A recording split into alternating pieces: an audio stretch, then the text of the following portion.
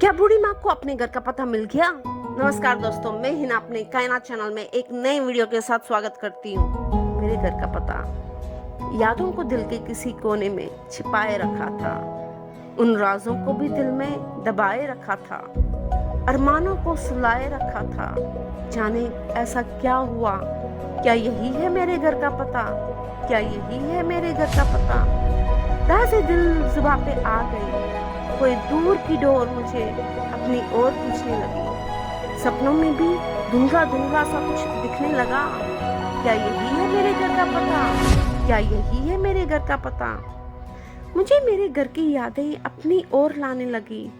बहुत समझाया दिलो दिमाग को, लेकिन मुझे मेरे घर की डोर मजबूत लगी। निकल पड़ी घर का पता लेके, डर वो खौफ था दिल में, मगर घर से रूबरू का जश्न भी था दिल में। घर की गली में पहुंच के दिल झूम उठा, मुझे मेरे घर का पता मिल गया, मुझे मेरे घर का पता मिल गया। आहिस्ता आहिस्ता मेरी पुरानी यादें ताजा हुई। खुश थी मगर गम का साया भी था। मुझे मेरे घर का पता मिल गया, मुझे मेरे घर का पता मिल गया। सब कमरों में जो छोड़ा था वो कहीं खो गया था। ढूंढने की कोशिश भी की मगर नाकाम रही। सब बदला हुआ सा था। मेरे होठों पे मुस्कान थी मगर वो भी झूठी थी।